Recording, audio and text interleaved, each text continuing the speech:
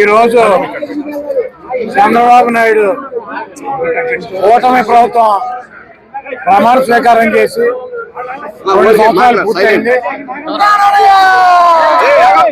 ఈ 2 సంవత్సరాల్లో చంద్రబాబు చెప్పినటువంటి సూపర్ 6 వాగ్దానాల్లో ప్రతి మహిళకి 18 సంవత్సరాలు దాటినటువంటి ప్రతి మహిళకి 1500 రూపాయలు ఇస్తానని చెప్పాడు. అంటే సంవత్సరానికి 18 సంవత్సరాలు దాటినటువంటి ఈ రాష్ట్రంలో ఉన్నటువంటి మహిళలు 60 సంవత్సరాలలోపు మహిళలకి ఒక్కొక్క మహిళకి 18,000 రూపాయలు చొప్పున 2 సంవత్సరాల నుంచి 34,000 రూపాయలు బాకీ ఉన్నాడు.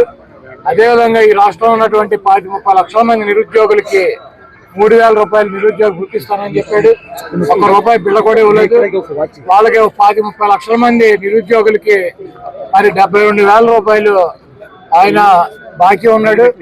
అదేవిధంగా ఈరోజు నిరుద్యోగులకి డిఎస్సి ఎగ్జామ్స్ పెట్టి నేను మెగా డిఎస్సి పెడతానని చెప్పి గతంలో వైఎస్సీపీ ఉండగా 10,000 మందికి మెగా డిఎస్సి పెడితే వాటిని క్యాన్సిల్ చేసి ఇంకొక 6,000 మందిని కలిపి 16,000 మందికి డిఎస్సి ఇచ్చానని గొప్పలు చెప్తున్నటువంటి ఈ ప్రభుత్వం జగన్మోహన్ రెడ్డి గారు అడుగుతున్నటువంటి ఏ క్వశ్చన్కి కూడా ఆన్సర్ చెప్పేటువంటి పరిస్థితి లేదు.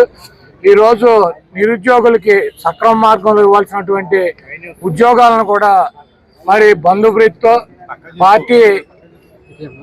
పార్టీ ప్రీతితో డబ్బు మీద మమకారంతో మరి నిజంగా రావాల్సినటువంటి వాళ్ళకి అన్యాయం చేసి ఈరోజు వాళ్ళ డిఎస్సి ఉద్యోగులు పొట్ట కూడా కొట్టినటువంటి ప్రభుత్వం ఈ ప్రభుత్వం. అదేవిధంగా ఈ రాష్ట్రాన్ని అనేక రకాలుగా అభివృద్ధి చేస్తాను, నేను సంపద సృష్టిస్తానని చెప్పాడు. సంపద సృష్టించేది ఏం లేదు.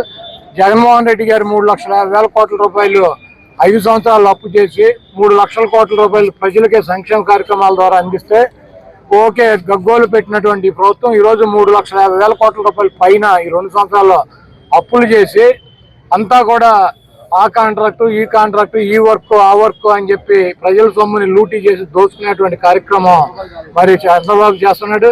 సంపద నేను సృష్టిస్తానని చెప్పి ఇప్పుడు అధికారంలోకి వచ్చినాక చెబుతున్నాడు చంద్రబాబు నాయుడు గారు. సంపద నేనుగా సృష్టించడం, సంపద సృష్టిస్తాం అంటే పిల్లల్ని ఎక్కువ మందిని ఎవరికంటూ వాడు ఎక్కువ సంపద సృష్టించినట్టు.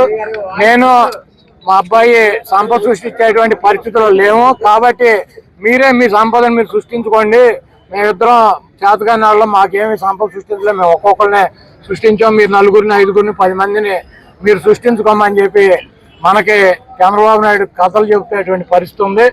అదేవిధంగా జగన్మోహన్ రెడ్డి గారిని మా పార్టీని గొడ్డల పార్టీ అని చెప్పి చంద్రబాబు, లోకేష్, తెలుగుదేశం పార్టీలో ఉన్నటువంటి ప్రతి వాళ్ళతోనూ ఆయన ఎల్లో మీడియాతో మాట్లాడిస్తున్నాడు.